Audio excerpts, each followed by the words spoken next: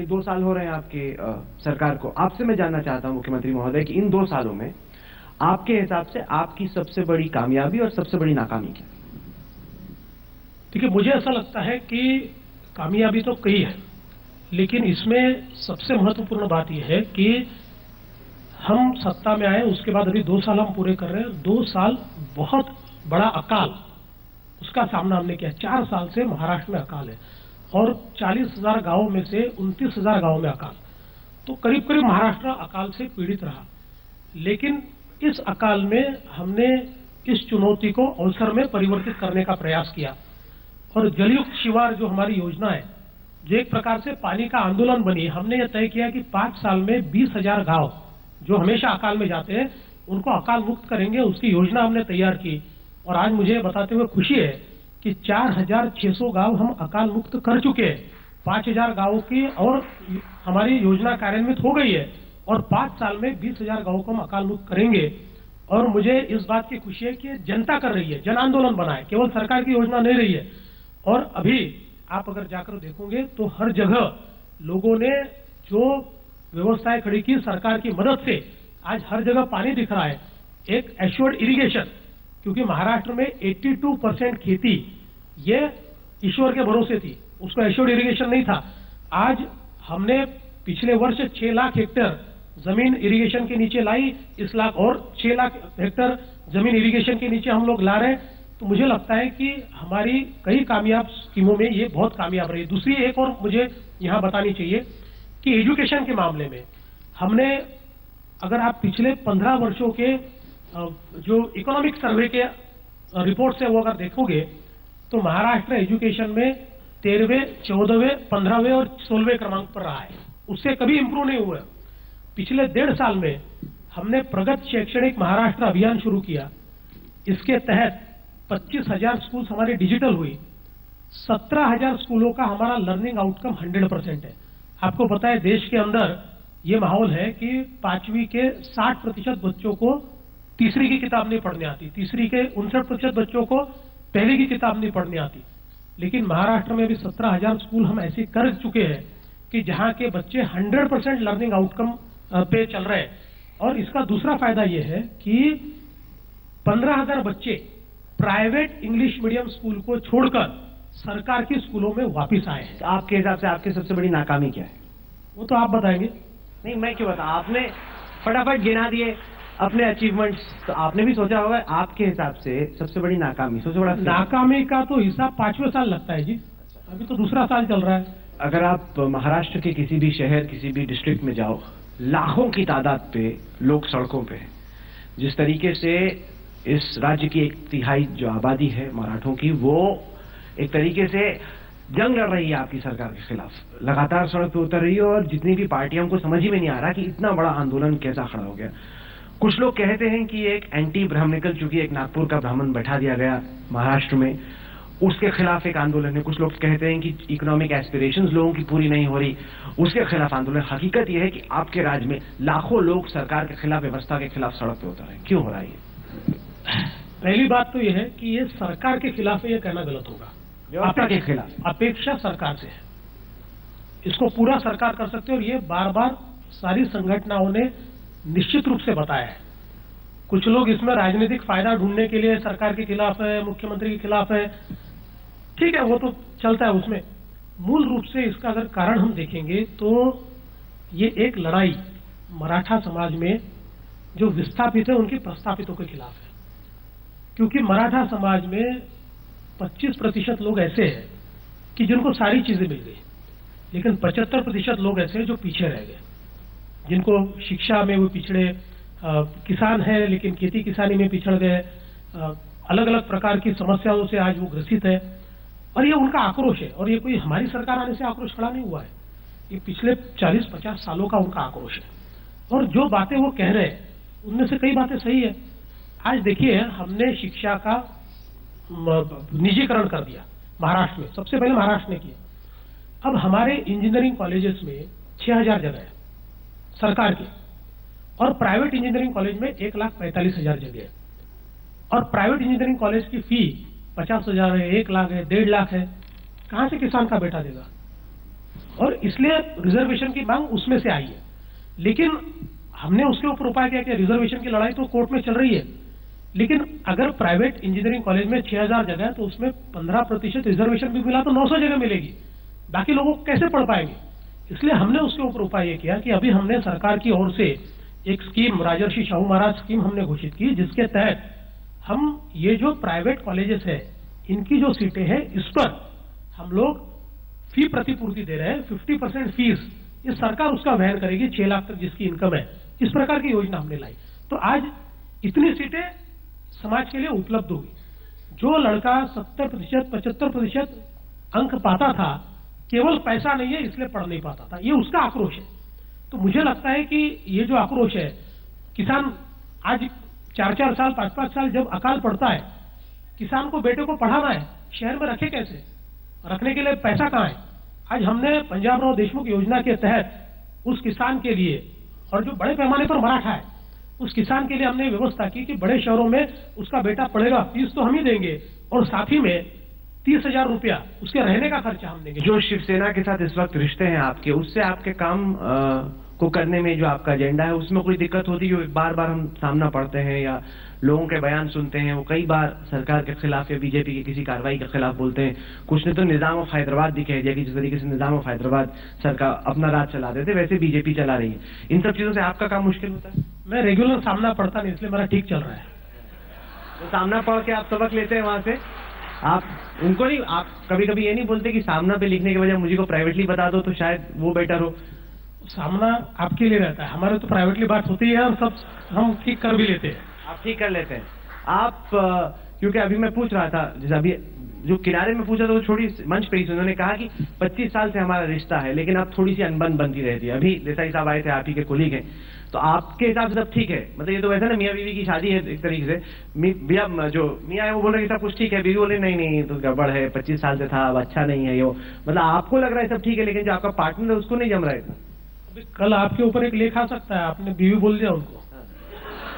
देखिए बात आपकी नहीं, मैंने एक रिलेशनशिप बोला, मैं उसको फटाफट चेंज करता हूँ, उसको पार्टनर बना दे। ये आपकी बात एकदम सही है। मैं उसको जैसे कहते हैं ना कि सदन की कार्रवाई से इसको एकदम हटा दिया जाए, एक्सपंज किया जाए, मैंने एकदम बयान अपना वापस लिया ये वाला।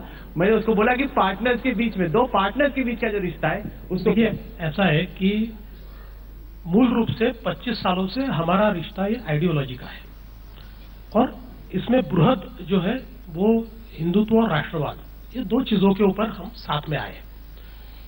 बाकी हम 2 अलग अलग पार्टियां हैं, उनकी सारी चीजें हमको मंजूर नहीं है, हमारी सारी चीजें उनको मंजूर नहीं है। अगर सारी उनकी चीजें हमको मंजूर होती और हमारी सारी चीजें उनको मंजूर होती तो 2 पार्टियां क्यों होती? हम तो विलीन हो जाते और एक ही पार्टी बनते। और इसलिए अभी जो मैंडेट हमको मिला है ये कांग्रेस और एनसीपी के खिलाफ मैंडेट मिला हुआ है, और अगर हमको 144 सीटें पूरी मिलती तो हमारी अपनी सरकार होती। लेकिन लोगों ने मैंडेट मिक्स दिया है, हमको 123 सीटें दी, तो बची हुई सीटें तो उनके पास दी, उनको भी जो मैंडेट मिला है वो कांग्रेस एनसीपी के खिलाफ मिला है। तो हम दोनों उस मैंडेट को लेकर साथ में आए हैं। ये बात बिल्कुल स्पष्ट है कि सारी चीजें उनकी हमको मंजूर नहीं है, हमारी उनको मंजूर नहीं है, लेकिन व्यापक हित में हम काम करने की कोशिश करते हैं। ऐसा करते समय तकलीफें आती है। अभी कई जगह अपन ने, अब हमने देखा है कई राज्यों में अलग अलग पार्टियों में सिंगल पार्टी की सरकार होती है, उसमें भी तकलीफें होती है। यहाँ 2 पार्टी की सरकार है। लेकिन मुझे ये लगता है कि ये सारी तकलीफों को दूर करते हुए एजेंडा ये है कि महाराष्ट्र का विकास होना चाहिए, वो प्रयास हम कर रहे हैं। बीएमसी के चुनाव आप मिलकर लड़ेंगे सेना के साथ, या आपको लगता है कि उससे पहले कुछ दिक्कत होगी? नहीं, देखिए मूल रूप से तो दोनों पार्टियों को लगता है कि मिलकर लड़ना चाहिए, लेकिन अब परिस्थितियां तय करेगी क्या होगा। चलिए हम कुछ सवाल भी लेते हैं, क्योंकि हमारे कई सारे यहाँ पे लोग आए हुए हैं सवाल पूछने थे। सबसे पहले मैं सवाल साहिल को देता हूँ। साहिल जोशी, आपने अभी शिवसेना के बारे में जवाब तो दे दिया है, लेकिन ये बात तो छुपी नहीं है कि आपको सामना ना पड़ने से दिक्कतें हल तो नहीं होती। आपको भी पता है कि काफी दिक्कत हो रही है। उद्धव ठाकरे ने एक मीटिंग भी बुलाई थी सारे मंत्रियों की, और आपसे बाद में मुलाकात की और कहा कि हमारे मंत्रियों को तो कुछ काम ही नहीं मिल रहा है। विधायकों का काफी समस्या है उसको लेकर कि वो कैसे चले। और दूसरी एक बड़ी समस्या उनको ये फेस हो रही है कि पहली बार उनको नंबर 2 के पोजीशन में काम करना पड़ रहा है। तो क्या आपको लगता है कि ये सचमुच में समस्या है, और अभी भी आपको अगर मौका मिले तो अकेले सरकार चलाना आप ज्यादा पसंद करेंगे, बिना किसी रोक टोक के और अपने तरीके से? देखिए, मैं वास्तविकता में जीता हूं, और आज की वास्तविकता यह है कि हमारे पास नंबर नहीं है, तो हमको सरकार ये साझा सरकारी चलानी पड़ेगी।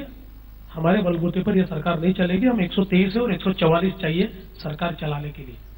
हाँ, ये जरूर है कि कुछ अड़चने आती है, तकलीफें आती है, पर जहां तक मैंने देखा है, हम कैबिनेट में भी बैठते हैं तो कैबिनेट में प्राय 99% जो निर्णय हम लेते हैं वो एक मत से लेते हैं। कोई हमें मतलब ऐसी तकलीफें नहीं आती। एक आध किसी विषय पर आती है तो हम लोग बातचीत करके उसको सुलझाते हैं, और मुझे लगता है लोकतंत्र में तो ये होता ही है। तो इसमें तकलीफ आती है तो उसका सोल्यूशन भी निकलता है। इसलिए मुझे कोई बहुत मतलब उसमें गंभीरता नहीं लगती। हमारी पॉलिसी ऐसी डगमग इस दौर में लगती है कि हमें समझ नहीं आता है कि सरकार की दिशा क्या है और समाज के भीतर पॉलिटिकल पार्टीज का काम क्या है। ये कंट्रडिक्शन में देश जी रहा है। तो ये मौजूदा वक्त की उपलब्धि है, स्ट्रेटजी है, क्या है ये? मैं ऐसा मानता हूं कि बिल्कुल सही दिशा और स्पष्ट नीति से देश जा रहा है। देखिए, प्रधानमंत्री जी ने पहला काम क्या किया, तो पहला काम उन्होंने ये किया कि आज जिस प्रकार की व्यवस्था में हम जीते हैं, उस व्यवस्था में आप पिछले 20 सालों में देख लीजिए कि 2 देशों ने युद्ध किया और एक देश जीता, ऐसा नहीं हुआ है। क्योंकि युद्ध 2 देशों का नहीं रह जाता, वो कई देशों का होता है, और उसके परिणाम भी अलग अलग प्रकार के होते हैं। और इसलिए आज जो हमारा भूमि पर युद्ध होता है, उससे महत्वपूर्ण होता है कूटनीतिक युद्ध। जब तक आप कूटनीतिक युद्ध नहीं जीतते, तब तक आप भूमि का युद्ध जीत नहीं सकते। और इसलिए प्रधानमंत्री जी ने सबसे पहली बात क्या की, तो सारे देशों को अपने साइड से लाया। धीरे धीरे करके एक एक देश लोग टीका करते थे। लेकिन देखिए, आज पाकिस्तान का मीडिया क्या कहता है? पाकिस्तान का मीडिया ये कहता है कि ये तो हमारे साथ धोखा हो गया साहब। सऊदी अरेबिया भी भारत के साथ चला गया और ईरान भी भारत के साथ चला गया। ये हमारे दोनों दोस्त थे, लेकिन एक दूसरे के दुश्मन थे। सऊदी अरेबिया और ईरान एक दूसरे का साथ नहीं दे सकता था, लेकिन ये दोनों भारत का साथ दे रहे। चाबहार का पोर्ट हमको मिला तो हमको चीन की आवश्यकता नहीं है, सीधा रशिया से चाबहार के माध्यम से हम लोग हमारा ट्रेड कर सकते हैं। प्रधानमंत्री जी ने पूरा प्रयास किया कि पाकिस्तान के साथ बातचीत हो, क्योंकि आप भी जानते हैं कि पाकिस्तान में हमने हमेशा यह देखा है कि जब भी सिविलियन गवर्नमेंट बात करना चाहती है तो मिलिट्री एस्केलेट करती है, मिलिट्री बात नहीं करने देती। जब भी किसी स्तर की बात तय होती है तो सीमा के ऊपर गोलियां चलनी शुरू हो जाती है। मिलिट्री का उनके ऊपर कोई बंधन नहीं है। उसके ऊपर उपाय के रूप में एक बहुत ही सरप्राइज विजिट प्रधानमंत्री जी ने की, जिसमें गोलियां चलाने का मौका ही नहीं मिला मिलिट्री को। तो सारी चीजें जो जो हो सकता है वो सारी चीजें उन्होंने करके देखी, और फिर जो करना चाहिए था वो भी किया सर्जिकल स्ट्राइक के माध्यम से। तो मुझे लगता है कि प्रधानमंत्री सही दिशा और स्पष्ट नीति से चल रहे हैं, कोई कंफ्यूजन नहीं है। आज हम लोग ग्लोबल सिनारियो में जी रहे हैं, हम आइसोलेशन में जी नहीं सकते। अभी हम यूपी में लड़ने वाले, आज गोवा में लड़ रहे हैं। हर जगह बिल्कुल देश की भी सोच रहे हैं, वहां के भूमिपुत्रों की सोच रहे हैं, वहां के जो इश्यूज है, यंग इश्यूज है, यूथ के इश्यूज है, वो भी सोच रहे हैं। क्योंकि अगर आप शिवसेना का प्रवास जो देखो तो हर दशक में जो रेलेवेंट इश्यू था वो बाला साहब ने उठाया था, और वही हमारी कोशिश है। बाला साहब ठाकरे जब कार्णिक में कार्टून भी आता था और जो राइटिंग्स भी आती थी, उसमें जिक्र होता था यहाँ के बेरोजगारों का। महाराष्ट्र अभी भी उससे अछूता नहीं है, बहुत चीजें बदली नहीं है। एजुकेशन, खासतौर से आप खुद, हम तो छात्र के तौर पे आपको अभी देख पा रहे हैं, एजुकेशन को लेकर आपको लगता है कि शिवसेना ने कुछ काम किया है या करना चाहिए? बिल्कुल काम तो किया है और भी होते रहेगा। लेकिन हाल ही में मैंने एक मोर्चा निकाला था, 25,000 स्टूडेंट्स उसमें आए थे, और वो इसी बात पे था। मुझे काफी लोगों ने पूछा, अरे खुद की सरकार के खिलाफ क्या मोर्चा उठा रहे हो, जाओ मंत्रियों से मिलो। तो मैंने तो वो किया था जो हम कांग्रेस की सरकार में आवाज उठाते थे, वही आवाज, वही मुद्दे पिछले साल मैंने मंत्री साहब से मिलकर उठाए थे। और इस साल मैंने सोचा कि अरे हर बार डेलीगेशन लेके जाते हैं, कहते हैं कि अपनी सरकार है, लेकिन अगर अपनी सरकार हो तो कहीं ना कहीं जो हम आपस में बात करते हैं वो लोगों में भी आनी चाहिए। फिर वो कॉलेज के इश्यूज हो, जैसे डोनेशन के खिलाफ हमने कहा है कि कानून लाओ, एडमिशन में जो फोर्स डोनेशन होते हैं वो है, फिर केजी टू पीजी, सारे अगर आप हर एक क्षेत्र देखो, केजी देखो, मिडिल स्कूल देखो, हाई स्कूल देखो, कॉलेज देखो, हर जगह कुछ ना कुछ तकलीफ है। और ये तकलीफ मुझे नहीं है, मैं तो खुश हूं कि उससे मैं बाहर आया हूं, लेकिन ये तकलीफ हर एक स्टूडेंट को है। और मेरा ये मानना है कि अगर हमारी सरकार कुछ कर सकती है, कुछ करना चाहिए, तो आज हम खुद उतार सकते हैं। क्योंकि ये स्टूडेंट्स सिर्फ वोटर्स नहीं है लेकिन इस देश के सिटीजन्स भी है, और अगर इनको तकलीफ हो रही है तो कुछ ना कुछ कोई ना कोई आवाज उठाएगा। तो अगर मुझे वो महसूस हो रहा है तो क्यों ना उठाऊं। नहीं तो आपको लगता है कि जिस भूमिका में मौजूदा वक्त में शिवसेना है वो सेकंड लार्जेस्ट पार्टी जरूर है राज्य में, लेकिन मुख्यमंत्री बीजेपी के हैं। बिल्कुल। मुझे लगता है सुबह राहुल ने कुछ कहा था, हमें पत्नी कहा था और मैंने बट मैंने ऑब्जेक्शन एक्सपंज करने को लिया था, क्योंकि जो भी मैं मेरे दोस्त देखता हूँ या जो भी परिवार देखता हूँ तो उसमें पत्नी बॉस होती है। तो मुझे गर्व है कि हमें आपने पत्नी कहा, क्योंकि बॉस इज ऑलवेज राइट। हम वो स्पंज हटा दें। और घर का पति कहीं कुछ गलत करे तो टोकती पत्नी है और रास्ते भी लाती है। तो इस रिश्ते में मुझे गर्व है कि आपने हमें पत्नी कहा। इसका मतलब है कि देवेंद्र फडणवीस आपके मिजाज को जानते नहीं है। वो तो कह गए कि कुछ गड़बड़ हो जाएगा, आपने पत्नी कह दिया है। क्या कहा? वो तो कह के चले गए कि आप इंतजार कीजिए अपने पत्नी। तो स्पंज हम लोग को करना पड़ा वो शब्द। जी, लेकिन वही तो हम कह रहे हैं कि पत्नी is always boss and boss is. मैं तो शादीशुदा नहीं, लेकिन मेरे जो दोस्त देखता हूं मैं उनका एक्सपीरियंस है। ये डर क्यों आता है शिवसेना का नाम लेकर? किसमें? मतलब उन्होंने भी जिक्र किया कि आप भी इंतजार कीजिए। देखो, जो कोई कुछ गलत कर रहा है, अगर देश के खिलाफ हो, लोगों के खिलाफ हो, जनता के खिलाफ हो, तो उनके मन में शिवसेना के बारे में डर होना भी चाहिए। लेकिन अगर आप देखो कि कोई और है तो उसके मन में प्यार है। हम डर पे आए, उससे पहले एजुकेशन का एक मसला हमने उठाया था। राज्य की हालत अच्छी नहीं है। पता नहीं आप सरकार में हैं, लेकिन हम लोग जो बाहर से देखते हैं, महाराष्ट्र एक ऐसा राज्य है जहां सबसे ज्यादा शहर है। महाराष्ट्र एक ऐसा राज्य है जहां सबसे ज्यादा शहरी गरीब है। महाराष्ट्र एक ऐसा राज्य है जहां पे सबसे पहले प्राइवेटाइजेशन एजुकेशन का इस रूप में हुआ कि किसी ना किसी रूप में हर पॉलिटिकल पार्टी उसमें घुसती चली गई। महाराष्ट्र ऐसा राज्य है जहां पे किसान सबसे ज्यादा खुदकुशी करता है। महाराष्ट्र एक ऐसा राज्य है जहां पे बैलेंस ऑफ पावर नहीं है। विदर्भ की स्थिति कहीं कुछ है, मराठवाड़ा कुछ है, पश्चिमी महाराष्ट्र कुछ है। इतने प्रॉब्लम्स के बीच में जब आप देखते हैं कि आप एक पार्टी की दिशा में अब आपको दिशा देनी है, तो आपके जहन में क्या क्या सवाल आते हैं? हर एक सवाल को अलग अलग इसमें ट्रीट करना जरूरी है। जैसे मैंने कहा, एजुकेशन एक काफी बड़ा मुद्दा है जो हमारे हाथ में है। बीएमसी का एजुकेशन है, तो वहां तो हम रिफॉर्म्स ला रहे हैं। 3 सालों में अमिताभ बच्चन जी ने जो पिछले 2013 में उद्घाटन किया था, हमने एक स्कीम शुरू की थी, वर्चुअल क्लासरूम। बेसिकली एक टीचर एक स्टूडियो से 400 क्लासरूम्स के साथ 2-वे इंटरेक्शन वाया सैटेलाइट कर सकता है। उससे रिजल्ट अच्छे आने लगे हैं, क्वालिटी ऑफ एजुकेशन बढ़ गया है। दूसरी चीज जो हमने अभी शुरू की है वो है टैब। टैब मैंने यहाँ लाया भी है। अगर आप देखें तो कोई भी एसएससी स्टूडेंट हो तो उसके बैग में 9 नोटबुक्स रहती है और 9 टेक्स्ट बुक्स रहती है। अगर जो 9 टेक्स्ट बुक्स है उनका अगर बोझ कम किया जाए तो हमने सारे टेक्स्ट बुक्स इसमें लाए, ये टैब में। हर एक कोई आज फोन यूज करता है, स्मार्टफोन यूज करता है, तो इसमें एक एसडी कार्ड जाता है। 8th स्टैंडर्ड, 9th स्टैंडर्ड और 10th स्टैंडर्ड का सिलेबस पूरा भरा हुआ है। इसमें ऑडियो विजुअल्स है, नोट्स है, रिविजन टेस्ट है, और जो कई अन्यथा जो लगते हैं डिक्शनरी है, वो सारे एजुकेशन मटेरियल इसमें है। हम तो पीछे लगे कि सरकार से कि ये भी आप स्टैंडर्डाइज करो, जिससे लेना है वो लीजिए, लेकिन ये डिजिटल टेक्स्ट बुक करके सारी स्कूलों में लाओ। बीएमसी में तो दे रहे हैं हम, शिवसेना पक्ष की तरफ से जहां पूरे राज्य में लगभग 10,000 टैब्स हमने अभी बांटे हैं और भी बांटेंगे। सीएसआर जैसे फंड अवेलेबल होता है उसकी तरफ जा रहे हैं। जो मोर्चा की बात रही, नहीं 1 मिनट, ये इसको बच्चे कैसे लेंगे? ये खरीदना पड़ेगा? नहीं, ये तो हम फ्री दे रहे हैं। ये बीएमसी की 10 तरफ से फ्री दे रहे हैं। और शिवसेना भी जो सीएसआर फंड्स आ रहे हैं शिवसेना के पास, उनको रिसीट दे रहे हैं कि आपका टैब इस स्कूल में गया है और ये टैब है, ये एजुकेशन है। तो आपने कहा 10,000 आपने बांटे हैं। 80 लाख स्टूडेंट्स हैं जो कि प्राइमरी में इस दौर में है, 8 तक की पढ़ाई कर रहे हैं महाराष्ट्र में। नहीं, ये जो है 8, 9, 10 स्टैंडर्ड है, क्योंकि वो जो सिलेबस है और जो हैंडलिंग होता है या ट्रेनिंग होता है वो 8, 9, 10 के लिए होता है।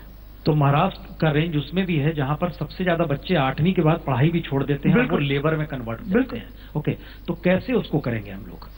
एक काफी चीजें मैंने जो कही थी, एक तो है डोनेशन बंद करो। फोर्स डोनेशन लिया जाता है। अगर आप केजी में एडमिशन के लिए जाते हो तो केजी के लिए आपके पेरेंट्स का इंटरव्यू लिया जाता है कि आप कहाँ से आए, आपकी सोशल बैकग्राउंड क्या है, आपका इनकम क्या है। ये एक तो बंद करना जरूरी, क्योंकि ये इलीगल भी है और ये गलत है। दूसरी चीज है, मिड स्कूल में एडमिशन ले लो, डोनेशन है। परसों मैंने सुना कि कॉलेज में पास करने के लिए पैसा लेते हैं। तो ये जो सारी चीजें हैं, और अगर आप एजुकेशन देख रहे हो तो एजुकेशन रिफॉर्म्स आना बहुत ही जरूरी है। अगर आप मीडिया का क्लास ले रहे हो तो मीडिया में अगले 20 सालों में क्या टेक्नोलॉजी का रेवोल्यूशन आने वाला है, क्या डिसरप्शन आने वाला है, वो सोचना जरूरी है। बिजनेस आप देखो तो आज पूरा ई कॉमर्स है, लेकिन कहीं भी स्कूलों में ई कॉमर्स के बारे में कुछ पढ़ाया नहीं जाता, स्टार्टअप्स के बारे में पढ़ाया नहीं जाता। अगर आप पॉलिटिक्स देखो तो पॉलिटिक्स बदल रहा है, आइडियोलॉजीज डेवलपमेंट की हो रही है। आप इस एजुकेशन को सबसे किनारे छोर में गढ़चिरौली जिला है, बिल्कुल है ना। गढ़चिरौली के गांव में अगर बच्चा पढ़ना चाहता है वहां तक कैसे पहुंचेंगे? ये हम वहां जाके दे रहे हैं और उसके साथ सोलर चार्जर भी दे रहे हैं। अगर आपके घर में इलेक्ट्रिसिटी ना हो तो सरकार लाएगी, जब आएगी वो आएगी। लेकिन अगर हमारा काम देखो पार्टी की तरफ से, तो जहां ये जा रहा है उसके साथ सोलर चार्जर भी दे रहे हैं। तो रात को जब इलेक्ट्रिसिटी नहीं होती, आप टेक्स्ट बुक्स नहीं पढ़ सकते, तो इसकी लाइट में आप आपका रिवीजन टेस्ट इस पे कर सकते हो। सोलर चार्जर्स तो है। वैसे ही हमने नंदुरबार में जो टेलीमेडिसिन शुरू किया है, जो एक रिमोट डिस्ट्रिक्ट है, या फिर कहीं डिस्ट्रिक्ट्स में ऐसे है कि आपकी फोन वहां तक पहुंची नहीं, नेटवर्क नहीं पहुंचा है, लेकिन उद्धव साहब की जो विजन थी जो है टेलीमेडिसिन की, टेलीमेडिसिन वैसे ही हमने कनेक्ट किया जैसे वर्चुअल क्लासरूम है, और वो भी हम फैलाना चाहते हैं। अगर आप किसी गांव में हो, आपको बेस्ट डॉक्टर से रेफरल चाहिए, तो आप वहां जाइए। आपका बीपी हो, ENT चेकअप हो, शुगर चेकअप हो, हार्ट बीट्स हो, ये सब मुंबई के सबसे अच्छे डॉक्टर्स के पास सेकंड रेफरल के लिए जाएगी। तो ये भी शुरुआत हुई है और ये सरकार ने अडॉप्ट किया है। लेकिन अगर मैं कॉलेज की बात करूं, ये क्या दिखा रहे थे आप? ये मैं आपको खास दिखाने लाया था कि इसलिए मैंने मोर्चा किया था। ये जो है, ये कॉलेज की हालत है, ये गवर्नमेंट पॉलिटेक्निक की हालत है। ये एक हुआ, ये पंखे को मोड़ दिया है। ओके, ये जो है, ये पहचाने क्या है, ये और ये कुछ नहीं, कूड़ा है मेरे ख्याल से जो पानी में बह रहा है, ऐसा कुछ है। और ये भी वही हाल है, बहुत ही गंदगी है। और ये यूनिवर्सिटी ऑफ मुंबई का स्विमिंग पूल है। अच्छा, ये पिछले राज्य में बना था, इस पे 10 कोटी खर्चा किया था।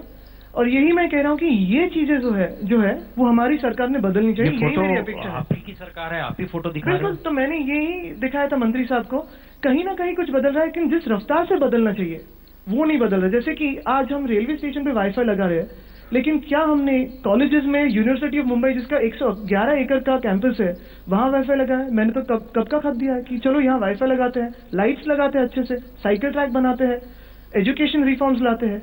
तो ये जो चीजें हैं उसको जिस रफ्तार से बदलनी चाहिए वो बदल रही नहीं है। और इसलिए मैंने मोर्चा निकाला था कि पूरी सरकार की अगर आंखें बंद है इस पे तो खुले। तो ये मुंबई यूनिवर्सिटी का स्विमिंग पूल है, ऐसी और भी तस्वीर है? ये सब वही है। ये तो मैंने अलग अलग एंगल, अगर आप पहचान, ओके, ये जैसे मैंने एक स्टूडेंट चार्टर बना है। हमारे युवा सेना के जो बच्चे हैं वो जाते हैं हर एक क्लासरूम में, कैंटीन बाथरूम साफ है कि नहीं देखते। ये एक गवर्नमेंट कॉलेज का बाथरूम है। अगर हम स्टूडेंट चार्टर की तरफ से कैंटीन और बाथरूम साफ कर सके तभी तो इंटरनेशनल लेवल पे जाएंगे हम। तो ये जो दिल्ली में स्वच्छ भारत है, ये तो फेल हो गया यहाँ। नहीं, फेलियर तो नहीं है, टॉयलेट भी नहीं है, स्विमिंग पूल भी गड़बड़ है। तो ये सारी, पता नहीं मोदी जी देख रहे होंगे तो बड़े गुस्से में आ जाएंगे कि ये तो नहीं है, तो सब वही सब है, सब तस्वीर है। तो कैसे काम कर पा रहे हैं? क्योंकि ये तो मेरे ख्याल से कोई अपनी सरकार, जिस सरकार में खुद है और उसके भीतर अगर इतना मवाद भरा हुआ है कि गुस्से में अगर वो कि आप इस रूप में भी नहीं चला पाते हैं चीजों को। जो बातों से बनता है वो बना लेते हैं, अगर कोई रास्ते पे आना हो तो आना पड़ता है। या धमकी दे रहे हैं? नहीं, मैं तो कह रहा हूँ जो हो रहा है वो कह रहा हूँ। नहीं, मतलब आप जिस सरकार के साथ हैं आप उसको धमकी दे रहे हैं? नहीं, देखो, ये दो अलग पार्टियों की सरकार है। ये तो जाहिर सी बात है कि हमारा जो सारा एजेंडा है उनको मान्य नहीं है, उनका सारा एजेंडा हमें मान्य नहीं है। ये तो सुबह भी दोहराया गया था।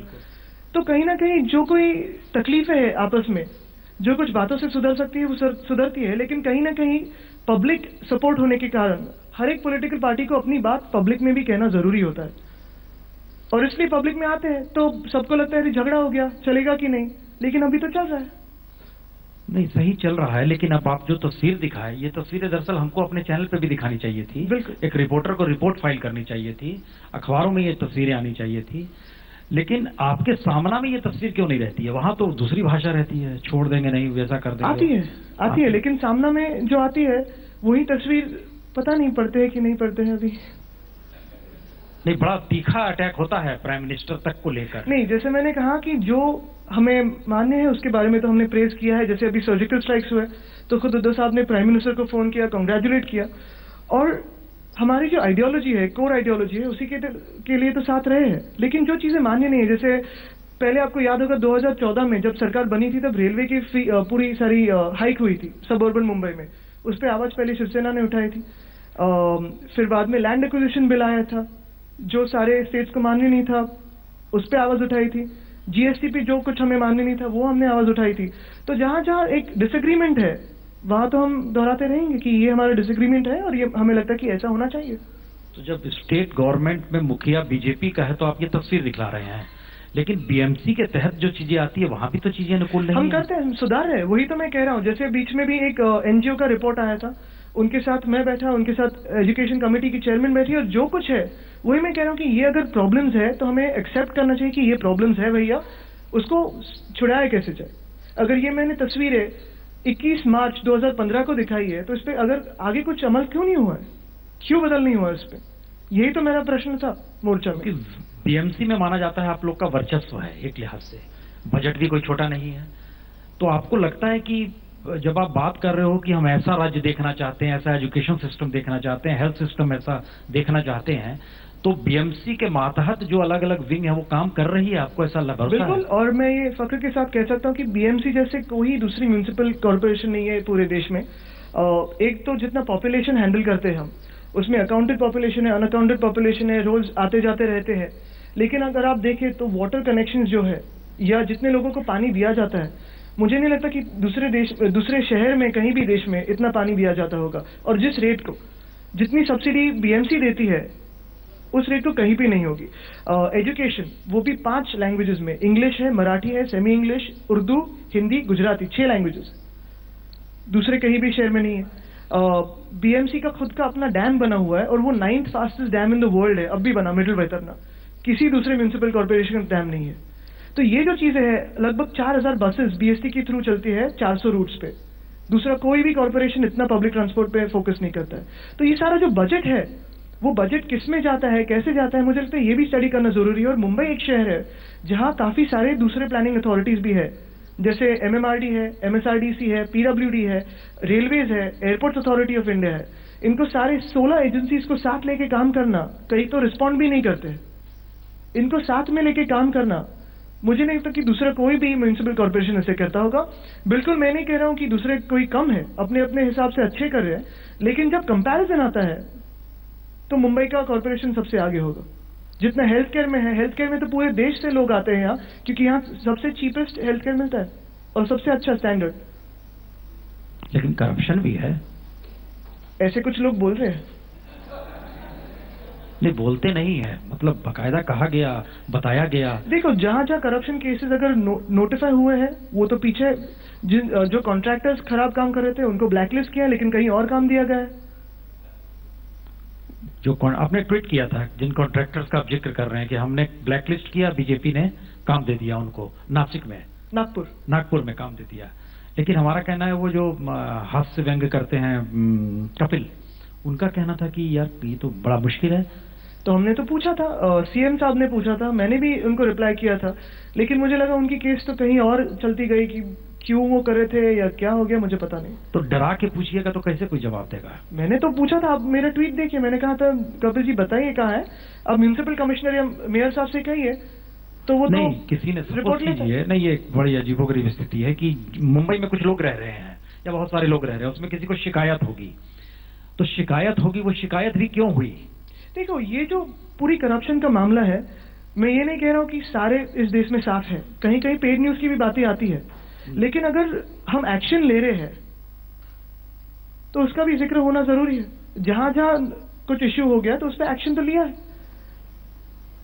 हम कह नहीं सकते हैं ना कि करप्शन नहीं है, करप्शन भी है। देखो, ये तो मैं झूठ बोलूंगा अगर कि हाँ देश में कुछ करप्शन नहीं है, हर एक सेक्टर में करप्शन है, लेकिन उसका जो मुखिया है, हाँ, वो उस पर एक्शन ले रहा है कि नहीं, ये आप देखना जरूरी है।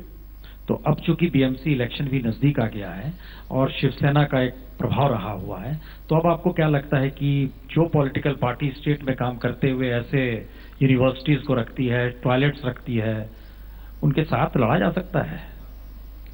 ये तो मेरा निर्णय नहीं है, ये तो लीडरशिप का निर्णय है। जो दोनों पक्ष सोचे कि बराबर है, लीडरशिप सोचे। हमारा काम है काम करना, जो हमने काम किया है उसको जनता के सामने लेके जाना। नहीं, अब तो आप पॉलिटिशियन हो गए। नहीं, मैं मेरा काम बोल रहा हूँ। नहीं, मतलब आपके जहन में क्या है कि सपोज कीजिए मेरे जहन में यही कि जो हमने 5 साल में काम किया है वो जनता के सामने लेके जाओ और जनता डिसाइड करेगी। क्योंकि हमको जहां तक याद है विधानसभा चुनाव में बड़ी फजीहत की थी बीजेपी ने आप लोगों की। जी बिल्कुल, लेकिन देखिए, अभी तो वो तो है, लेकिन दो एक पुराना दोस्त 2 अच्छे नए दोस्तों से अच्छा है।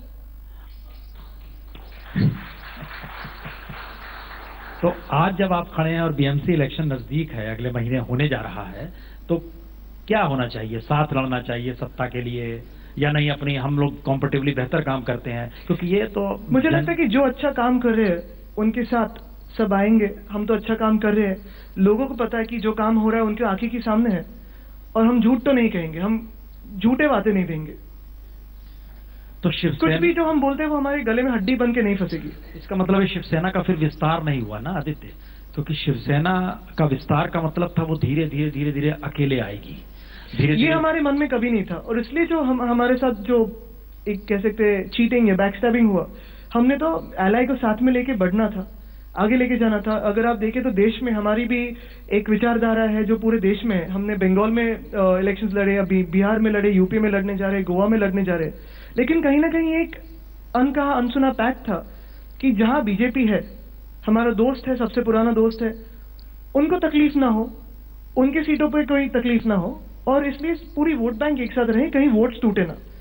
लेकिन अगर बैकस्टैबिंग हुआ तो है 2014 में, अगर हम पूरे ब्लाइंडली उनको ट्रस्ट करते हैं तो वो कहीं ना कहीं रुकना चाहिए, वो रुका है। अभी तो मुझे लगता है रिश्ता एक पॉलिटिकल रिश्ता रहा है, क्योंकि उनके मन में हमारी जो आइडियोलॉजी थी वो है कि नहीं पता नहीं। तो आपको लग रहा है अब धोखा वो नहीं देंगे? ये तो मैं नहीं कह सकता। दे सकते हैं हम जनता को धोखा नहीं देंगे, ये मैं कह सकता हूँ। ओके। तो शिवसेना की पहचान हमें जहां तक याद आता है, बाला साहब ठाकरे के दौर में उन्होंने एक नारा दिया था, लुंगी को पुंगी बनाओ, दक्षिण भारतीयों को लेकर था। उस पीरियड में वरदराजन की एंट्री हुई थी अंडरवर्ल्ड में, जहां तक हमें याद आता है। फिर इधर उत्तर भारतीयों का चला तो उस पर भी एक मूक सहमति के तौर पर से निकलकर शिवसेना निकलकर आई, मराठी मानुष की बात आई। लेकिन आपकी पीढ़ी आते आते जब हम आपसे बात करते हैं, तो अब आपको क्या लगता है कि वो उस दौर की बातें थी, या जो सन ऑफ सॉइल जिसका जिक्र आप कर रहे हैं, ये मैटर अब भी करता है? देखो, हर दशक की एक रेलेवेंट टॉपिक होता है, वो तो बाला साहब उठाते रहे, लेकिन जब मेरी बात आती है तो मैं भी जो इश्यूज ले रहा हूँ, ऐसे ही नहीं है कि जो मैंने इश्यूज लिए हैं वो बाला साहब ने कभी देखे नहीं है। अभी 2012 तक तो वो थे साथ में, और जो मैं इश्यूज ले रहा था वो उनको मान्य थे, इसलिए तो मैं ले सकता हूँ। जैसे ये सारी जो चीजें मैं मुंबई में करना चाहता हूँ, अभी ईस्ट कोस्ट की डेवलपमेंट उद्धव जी ने कहा है, या कोस्टल रोड की बात हो, या फिर मैंने जो कहा था कि मुंबई 24 घंटा काम करने वाला शहर है, तो 24 घंटा क्यों ना हमारे रेस्टोरेंट शुरू रहे। तो ये जो सारी चीजें उनकी आंखों के सामने हुई थी, तो वो सारी चीजें उनको मान्य थी, उन्होंने आशीर्वाद दिया था, उसलिए तो हो रही थी। नहीं, आपके ऊपर कोई बैग एंड बैगेज है नहीं, आप बड़े फ्री हो मौजूदा वक्त में, सही मायने में कहें तो क्या आपके जो आइडियाज हैं वह देवेंद्र फडणवीस जो सीएम है या बीजेपी है, क्योंकि आप कह रहे हैं कि 24 आवर 24/7 क्यों नहीं होना चाहिए? बिल्कुल होना चाहिए, किसी को भी अच्छा लगेगा कि चलिए खुला हुआ है। वो कौन सी स्थितियां हैं जिसमें लगता है कि वो एक्सेप्टेंस नहीं हो पा रही है, या आपको अभी और काम करना पड़ेगा उस दिशा में जाने के लिए? मुझे लगता है एक्सेप्टेंस ही लोगों से होनी चाहिए। मैं जहां कहीं जाता हूं तो एक मुंबई 24/7 की बात जो चलती है, जिन्होंने शायद विरोध किया उन्होंने मेरा प्रपोजल पढ़ा नहीं होगा, क्योंकि हाँ, उस प्रपोजल में बार्स और पब्स इसका जिक्र कहीं भी नहीं था। आइडिया काफी सिंपल थी, यही थी कि मुंबई जैसे आप हो या हम हैं, अगर हम यहाँ काम कर रहे हैं तो 24 घंटा काम करते हैं। आप न्यूज चैनल्स में तो अपडेट्स लेते रहते हैं, हम अपडेट्स देते रहते हैं, तो ये जो चीजें होती है, न्यूज बनाते हैं, न्यूज देते हैं, या काफी ऐसे है, कॉल सेंटर्स हो गए, काफी सारी चीजें ऐसी हैं जो 24 घंटा चलती है। तो मेरी एक बात यही थी कि अगर मुंबई में जो नॉन रेसिडेंशियल एरिया है, जैसे बीकेसी है या काला घोड़ा है, फिर जो मॉल कंपाउंड्स है, मिल कंपाउंड्स है, वहां तो फ्रिस्किंग होता है, सीसीटीवी है, सिक्योरिटी है, पार्किंग है, अंदर कोई रेसिडेंस नहीं जिसको तकलीफ हो सकता है। तो जो भी चीजें जैसे मॉल्स हो, शॉपिंग सेंटर्स हो, रेस्टोरेंट्स हो, कैफेज हो, थिएटर्स हो, जिम्स हो, जो दिन में लीगल है वो रात को इलीगल कैसे होती है? जो दिन में मॉरल है वो रात को इमोरल कैसी होती है? परमिशन तो सरकार की है। तो क्यों ना अगर मैं रात को कहीं से काम से आ रहा हूँ या फुटबॉल मैच देख के आ रहा हूँ, 3 बजे 2 बजे कुछ भूख लगी, तो अगर आप देखें तो अब भी जो सारी रेस्टोरेंट्स या कैफेज ओपन है वो 5 स्टार होटल में है। सामान्य मुंबई का कहाँ जाएगा? तो यही मेरी बात थी। उस पर कल्चर की कैसी बात है मुझे पता नहीं, लेकिन वो वहीं रुक गया। और वही जो मैंने सजेस्ट किया था वो अभी केंद्र सरकार ने एक्सेप्ट किया है मॉडल लॉ करके। तो महाराष्ट्र सरकार ने कुछ उस पर रुकावट लाई है, लेकिन बीएमसी ने तो अप्रूव किया था 2013 में, 2016 में केंद्र सरकार ने अप्रूव किया है। तो स्टेट के पास इलेक्ट्रिसिटी है? देखो, इलेक्ट्रिसिटी की बात नहीं या सिक्योरिटी की बात नहीं है, मैं तो ये मानता हूँ कि ये तो कोई कंपल्शन नहीं है ना फोर्सफुल है। अभी आप देखते हो कई ऑफिस ऐसे हैं जो 24 घंटा अपने लाइट शुरू रखते हैं। तो जो कोई पॉकेट्स हैं जहां आप कर सकते हो या सेफ है, जितने लोग रास्ते पे आए उतना तो सेफ है। अगर आप मुंबई आज भी देखो तो मुंबई 24 घंटा चलती है, कोई ना कोई काम करते रहता है, कोई बाहर घूमता है, मरीन ड्राइव या वर्ली सीफेस जाओ, जूहू चौपाटी जाओ, सैटरडे नाइट को जाओ, तो बेचारे लोग इधर उधर भटकते रहते हैं क्योंकि खाने की चीजें कहीं नहीं है। अगर आपका काम 10 बजे खत्म हो रहा है तो 11 बजे आप बाहर पड़ो घर से, 12 बजे तो सब बंद हो जाता है। तो मुंबई का जो कहीं आराम कर सकता है या कोई जिसे बोलते चिल कर सकता है, वो कहाँ करेगा? तो ये आप जो सोच रहे हैं, अगर महाराष्ट्र में या मुंबई में संभव नहीं हो पा रहा है, यही सब सोच के आप लोग अब महाराष्ट्र के बाहर गोवा जा रहे हैं? नहीं, हर एक स्टेट की या हर एक सिटी की आइडेंटिटी अलग होती है। जो मैं कह रहा हूँ मुंबई का एक जो कैरेक्टर है वो 24 घंटे चलने वाला शहर है। Mumbai is not a tourist city, it can be a night city, काम करने वाला शहर है। दिल्ली में टूरिस्ट सिटी है, दिल्ली में सेम आइडिया मैं अप्लाई नहीं कर सकता क्योंकि हर एक राज्य की अपनी अपनी अलग एक आइडेंटिटी है। इकोनॉमी इजाजत नहीं दे रही है, इंफ्रास्ट्रक्चर इजाजत नहीं दे रहा है, या थिंकिंग प्रोसेस रुकी हुई है? सरकार में ही नहीं, सरकार में कोई एक दो एलिमेंट्स है जो कुछ ना कुछ ऑब्जेक्शंस लाते रहते हैं। अगर वो मेरे साथ में बैठे तो मुझे यकीन है कि मैं उनके ऑब्जेक्शंस को साफ कर सकता हूँ या सोल्यूशन दे सकता हूँ। इसीलिए अब आपने बहुत शार्पली सोचा है कि इस बीजेपी को छोड़ा नहीं जाएगा? नहीं, जहां जहां है वहां टारगेट मैं टारगेट नहीं कर रहा हूँ, मैंने तो वो इश्यू छोड़ दिया है, वो लोगों पे है। नहीं, लोग जब अपसेट करेंगे। शिवसेना पॉलिटिकल तौर पे बनारस में भी और गोवा में भी किसके साथ? जो आरएसएस का व्यक्ति निकलता है उसको शिवसेना अब चाहती है कि साथ में आके खड़ा हो जाए। देखो, जो भी अपनी एक आइडियोलॉजी को एक्सेप्ट कर सके वो साथ में आ सकता है। बाकी राज्य में भी अलग अलग पार्टीज के लोग कांग्रेस से बीजेपी में जा रहे हैं या दूसरे लोग कहीं कहीं और जा रहे हैं। तो अगर ये आइडेंटिफिकेशन चेंज हो सकता है तो हमारे साथ क्यों नहीं? दूसरी चीज ऐसी है कि अभी तक हमने दूसरे राज्यों में हम गए नहीं थे इतने एक्टिवली, पहले थे लेकिन बीच में कहीं वोट टूटे ना हमारे दोस्त के, इसलिए गए नहीं थे। लेकिन अभी तो लगता है कि बिल्कुल, अगर बाहर पूछ रहे हैं लोग कि हम एक ही रीजनल पार्टी है, अगर आप देखें जिसका असर नेशनल है, एक ही रीजनल पार्टी है जिसको नेशनल डिबेट्स पे बुलाया जाता है, एक ही रीजनल पार्टी है जिसको नेशनल इश्यूज पे बुलाया जाता है। तो अगर नेशनल इश्यूज पे बुलाया जाता है तो क्यों ना हम नेशनल जाए? नहीं, और भी रीजनल पार्टीज को बुलाया जाता है, मेरे बुलाया जाता है, लेकिन जो हंगामा होता है वो हमारी पार्टी के आवाज से होता है।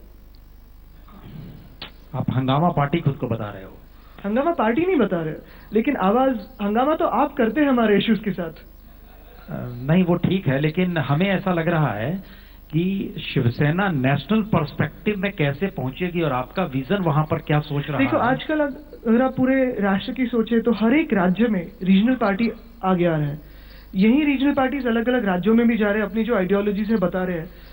और फिर क्यों ना हो कि हम भी अपने जो इश्यूज है, जैसे यहाँ लोकल इश्यूज है, कहीं और भी होंगे। हर एक राज्य के अलग इश्यूज होते हैं। अगर हमें लगता है कि अरे ये इशू मैं भी महसूस कर रहा हूँ, इस पर हमारी भी आवाज होनी चाहिए, तो क्यों ना उधर से लड़े। अगर वहां के लोग आ रहे हैं, पूछ रहे कि आप क्यों नहीं आ रहे हैं, तो क्यों ना जाए वहां। नहीं, तो इसका मतलब ये हुआ कि महाराष्ट्र में आप साथ खड़े हैं, एक धारा के तहत, हिंदुत्व राष्ट्रवाद जो है उसके तहत खड़े हैं, लेकिन अब आप यहाँ से निकलकर खड़े थे 2014 के तक। अच्छा, अब आप साथ नहीं हैं? अब तो हमारा गठबंधन मुझे लगता है कि दूसरी तरफ से पॉलिटिकल रहा है। हम तो अभी भी प्यार करते हैं अपने एलाय से। यार, आप प्यार भी करते हो तो बड़े तीखे तरीके से करते हो कि everything is fair in love and war. तो हाँ, मतलब वार जोड़ देते हो लव करते करते अचानक। नहीं, ये वॉर तो देखो, वॉर नहीं है। ये जो हमें ठीक नहीं लगता है वो हम ओपनली कह देते हैं और उनके भलाई के लिए कहते हैं। तो आपको ठीक नहीं लगा था जब अमित शाह ने कहा था कि नहीं, इनसे गठबंधन नहीं होगा? हमें ठीक नहीं लगा था कि जब लैंड एक्विजिशन बिल लोगों पे थोपा जा रहा था। हमें ठीक नहीं लगा था जब रेलवे की टिकट की हाइक हो रही थी। तो ये कहेंगे हम। हमें ठीक नहीं लग रहा है कि एजुकेशन सेक्टर में कुछ अच्छा हो रहा है, कहेंगे। तो आपको ठीक नहीं लग रहा है जो फडणवीस सरकार जिस रूप में अलग अलग पॉलिसीज के तहत कुछ काम कर रही है? अगर पूरा ठीक नहीं लगता या जिस वक्त कुछ ठीक नहीं लगता तो उससे बाहर पड़ेंगे। लेकिन अभी जो मैंडेट मिला है हमें, वो पिछली जो सरकारें थी उसके खिलाफ मिला है। तो महाराष्ट्र में अगर कुछ लोगों ने चेंज के लिए मैंडेट दिया हो तो वो हमारा एक कर्तव्य बनता है, हमारा एक धर्म बनता है कि जितना अच्छा कर सके वो कुछ कर दिखाए। क्योंकि बीजेपी के नेता आप लोगों पर बीएमसी को लेकर बहुत शार्प अटैक कर रहे हैं। करप्शन का अड्डा है, ठेकेदारों को किस रूप में, यहाँ कॉन्ट्रैक्टर्स को जिस रूप में काम दिया जाता है। आपने एक जिक्र किया कि नागपुर, आपने जिनको ब्लैकलिस्ट किया वहां पर उनको काम दे दिया गया, लेकिन आप ये बोलने से बार बार बच जाते हो कि हम साथ लड़ेंगे कि नहीं लड़ेंगे। क्योंकि ये मेरा निर्णय है नहीं, ये तो लीडरशिप का निर्णय है और वो उद्धव साहब और देवेंद्र जी देखेंगे, और ये जो अन्य लोग बोल रहे हैं उनका भी निर्णय नहीं है। लेकिन करप्ट है बीएमसी? नहीं है, बिल्कुल नहीं। जो काम हो रहा है वो आप देखिए, और जो जो करप्ट कॉन्ट्रैक्टर पाए गए उनको ब्लैकलिस्ट किया गया। और यही मैं कह रहा हूं कि जो हम पे आरोप उठा रहे हैं, इल्जाम लगा रहे हैं कि आप ये कॉन्ट्रैक्टर्स को क्यों काम दे रहे हैं, उनको तो ब्लैकलिस्ट किया है, कहीं और उनको कॉन्ट्रैक्ट मिल गया। एक कॉन्ट्रैक्ट तो 5,000 करोड़ का मेट्रो 2 का मिल गया है। ये किसका फेलियर था कि लातूर में पानी नहीं पहुंचा? देखो, महाराष्ट्र अकाल से गुजर रहा था, सबको पता है। किसी पे उंगली न दिखाते, किसी को चार्जेस न लगाते, क्योंकि पिछली सरकार भी है, ये भी सरकार है। हम तो काम करते रहे। पूरे मराठवाड़ा में अगर आप कोई सर्वे ले तो बिना अपना नाम बताए भी हमने काम किया है, और हर एक जिसको हमारी जो मदद है पहुंची है उसका तो डॉक्यूमेंटेशन हमारे साथ है कि भाई इनको पहुंची है, इनको पहुंची है। मैंने जाके लगभग 32,000 फार्मर्स को मदद की है। ये हेल्प जो है वो पानी की, इसमें हो, पानी के टैंकर्स में हो, या फिर राइस हो, या फिर कोई अन्य चीजें हो, मदद तो की है, और वहां बिना जाति, धर्म या रीजन देख के की है। तो ये किसका फेलियर है? पहली बार आप लोग की सत्ता आने के बाद विदर्भ से खुदकुशी होते होते मराठवाड़ा तक पहुंच गए। ये तो काफी अहम मुद्दा था, लेकिन इसको मैं पॉलिटिसाइज नहीं करना चाहता हूं, क्योंकि ये चीजें इतनी खराब है। अगर आप देखें, मैंने कहीं बार देखा है कि जो खुदकुशी हुई है उसका डेट क्या था, 8,000 रुपए, 9,000 रुपए, जो हमारा यहाँ खाने का कभी कभी बिल बन जाता है। उनके माता पिता भी मैंने मिला हूं, मैंने 60 साल के होंगे, एक छोटा सा बच्चा था, उसकी वाइफ 19 साल की, खुद जिसने खुदकुशी की है 23 साल का होगा। उसका घर मुझे आज भी याद है, जो अपने टिन के पतरे रहते हैं, एक ऐसे ऐसे ऊपर और पीछे, यानी घर भी नहीं कह सकते, उनकी लैंड होल्डिंग इतनी छोटी है। और ऐसे माहौल में किसी पे इल्जाम लगाना या इसका राजकारण करना कि या क्रेडिट लेना कि ये काम मैंने किया है या इसने किया है, कि इसका फॉल्ट है, मुझे नहीं लगता कि एटलीस्ट मैं ये कर सकता हूँ। तो ये सारी चीजें आप संवेदनशीलता के साथ देखते हो? बिल्कुल। Okay. जो पॉलिसी की तरफ है, जो गलत है उसको हम गलत बोलेंगे, जो काम करना है, ठीक है, फिर वो किसी भी आदमी के साथ हो, किसी भी पक्ष के साथ हो, अगर अच्छा काम हो रहा है तो क्यों ना हो। ठीक है। तो जिस मुंबई शहर में फुटपाथ पर बड़ी तादाद में लोग सोते हों, बेड वह भी घंटों के हिसाब से मिलते हों, ऐसे अभी जीवन जी रहे हैं, रात में तुम सो जाना, दिन में हम सो जाएंगे, उसमें आपके दिमाग में झटके में आता है कंज्यूमरिज्म। यार एक मार्केट होना चाहिए मुंबई, उस मार्केट में 24/7 काम करना चाहिए। तो आपको लगता नहीं है कि फर्टाइल लैंड तो है महाराष्ट्र काम करने के लिए, शिवसेना के लिए या अभी आपके लिए, लेकिन विजन अभी भी कहीं अटक रहा है? बिल्कुल नहीं। जो आप काम देख रहे हो रास्ते पे, अगर हेल्थ सेक्टर में हो या एजुकेशन में हो या रास्ते बनाने में हो या पूरी बीएमसी चलाने में हो या कोई अन्य शहर चलाने में हो, विजन तो काम करने में लगे। हम तो ट्विटर के लोग नहीं है, हम ट्वीट तो करते रहते हैं, लेकिन सिर्फ आश्वासन नहीं, हम विश्वास देके काम करते हैं। लेकिन उसके रिफ्लेक्शंस तो अच्छे आए नहीं हैं अभी तक महाराष्ट्र की इकोनॉमी में। हम सारी चीजें तो वोट्स के लिए करते नहीं है, कभी कभी नाम बिना नाम बताए करते हैं। शायद ये हमारी गलती हो कि हम पब्लिसिटी में ज्यादा खुद का बैंड नहीं बजाते, लेकिन काम तो करते हैं। नहीं, मैसेज देखिए ये आ रहा है आदित्य जी कि अगर आपके पास सरकार होती तो आप उस सरकार को बीएमसी की तरह चलाते हैं। सरकार आपके पास नहीं है तो आप दोष देने की स्थिति में हो। बिल्कुल नहीं, और बीएमसी की तरह चलाते तो मुझे लगता अच्छा होता, क्योंकि बीएमसी जिस तरीके से चल रही है, मैं आपको आज भी दावा कह सकता हूँ, चैलेंज दे सकता हूँ, किसी अन्य म्युनिसिपल कॉर्पोरेशन से चलो कंपेयर करते। और किस कॉर्पोरेशन पे आपका कब्जा है, किस जिले में? कल्याण डोंबिवली है, ठाणे है, अगर आप सभी जगह जाओ, संभाजी नगर में है, काम तो हो रहा है और बिना रीजन दिए काम हो रहा है। सड़क, पानी, इसके अलावे काम? बिल्कुल। हेल्थ सेक्टर है, मुंबई में जैसे मैंने कहा कि जो पूरे देश से लोग आते हैं, आप देखिए इस बार कैसे मदद हो रही है, हर जगह जाइए और देखिए, और इम्प्रूवमेंट होते जा रही है। जो भी अच्छी टेक्नोलॉजी है वो ला रहे हैं हम। तो आपकी एक्सेप्टेंस जब महाराष्ट्र में उस रूप में नहीं हो पा रही है, तो आप जब बाहर देखना चाह रहे हो तो उसकी वजह क्या है? एक्सेप्टेंस हम सिर्फ वोट्स के इसमें नहीं पकड़ते हैं, हम तो नंबर्स के आदमी नहीं है, काम करना जानते हैं, काम करते रहेंगे। एक्सेप्टेंस जब आनी है आएगी। नहीं, हम इसलिए कह रहे हैं क्योंकि आप ही के चचा हैं राज ठाकरे साहब, कानून अपने हाथ में ले लेते हैं। एक मैसेज देश भर में यही जाता है, आप मानिए ना मानिए, जिस बनारस में आप जाना चाह रहे हो या जिस गोवा से चुनाव लड़ना चाह रहे हो, वहां भी ये मैसेज रहता है कि कानून व्यवस्था हाथ में एमएनएस जब चाहे तब ले सकती है। देखिए, वो हमारा सिर्फ एक सरनेम एक है, लेकिन पक्ष तो दो अलग है। उनके मन में क्या है, दिल में क्या है, मैं तो कह नहीं सकता हूँ, तो उन पे कुछ मैं कमेंट नहीं करूंगा। हम जो कर रहे हैं उन पे मत कीजिए कमेंट, लेकिन आपने एक बार भी डपटा अपने सीएम को कि मजाक बना रखा है आपने, कानून व्यवस्था क्यों काम नहीं कर रहे हो? मीडिया का काम है वो, हम तो हमारा काम कर रहे हैं। नहीं, आप सरकार में साथ खड़े हो साहब। बिल्कुल, लेकिन मीडिया तो वॉचडॉग है, फोर्थ पिलर है। तो आप लोग को इस बार हम किसी दूसरे दोनों के झगड़े में या दोनों के आपस में नहीं जाते। हम जो हमारा इशू है, जनता के इश्यूज है, उसको उठाते आगे जाएंगे। क्या ऐसा है कि जो शिवसेना मॉडरेट हो रही है, उसकी जो कट्टर जमीन थी उसको एमएनएस पकड़ना चाह रही है? जी, आपके सर्वे से जान सकेंगे। मुझे तो अपने जो लोग हैं वो साथ में आते देख रहे हैं। शिवसेना की जो ताकत है वो बढ़ती दिख रही है। हर जगह शिवसेना की सोच है कि हर जगह अग्रेसिव होना जरूरी नहीं है। अगर आप मूर्ति बना रहे हो, मूर्ति के बनने के बाद अगर आप हैमर और चिजल लो तो मूर्ति टूट जाएगी। तो अगर एक ताकत बनी है, क्योंकि फर्स्ट टाइम नजर आया कि जब पाकिस्तान के कलाकारों का सवाल आया तो शिवसेना के बोल गायब हैं। बिल्कुल नहीं, हमने तो एक रेजोल्यूशन भी रखा है लोकसभा में कि जो सारे इकोनॉमिक सोशल संबंध है उसको रोक लगाया जाए। ये आप सुबह अरविंद सावंत जी आए थे, उन्होंने भी इस पे काफी बहस की है। और हमारा मुद्दा तो वही है कि अगर टेररिज्म नहीं रुक रहा है तो क्यों आज भी, मुझे लगता है आज भी 3 सीजफायर वायलेशंस हुए हैं, आज भी जवान मारे गए हैं, उनके भी जवान हम मारे हैं, रेंजर्स हैं। तो ऐसे हालत में मुझे लगता है कि लोगों ने सोचना जरूरी है। हम तो सोचते रहते हैं, हम अपनी आवाज उठाते रहते हैं, लेकिन अभी वो तो लोगों के हाथों में है कि ऐसे माहौल में हम क्या करेंगे। क्योंकि अभी ये माहौल सारा बॉयकॉट का जो है वो बढ़ने लगा है और लोग अवेयरनेस उनमें आने लगा है। नहीं तो आपको लगता है लोग खुद ब खुद ट्रेंड होंगे और समझेंगे कि अच्छा मोदी गवर्नमेंट ये कर रही है, शिवसेना ने विरोध किया, वहां पर शिवसेना ठीक है। आप साथ में खड़े हो, सेंटर में भी खड़े हो, महाराष्ट्र में भी खड़े हो। लेकिन वही तो बात मैं कह रहा हूँ कि लोग इतने होशियार हो गए हैं, उनको पता है कि जो गलत है उसको हम गलत कह रहे हैं, जो सही है उसको सही कह रहे हैं। इतनी पाक साफ दुनिया है नहीं जो आप सोच रहे हो। शायद दो पक्षों के बीच में ना हो, लेकिन जनता के बीच में है। तो आपको ये लगता है कि एक तरफ पाकिस्तानी कलाकारों का विरोध होना, दूसरी तरफ पाकिस्तान से साथ तमाम रास्ते खोले रखना, ये दोनों कोई सरकार अगर कर रही है और चल रही है तो आपका स्टैंड सिर्फ इतना है? लीडरशिप तो बोल रही है, हम तो कर रहे हैं, जो रास्ते पे करना है वो कर रहे हैं, जो लोकसभा में करना है वो कर रहे हैं।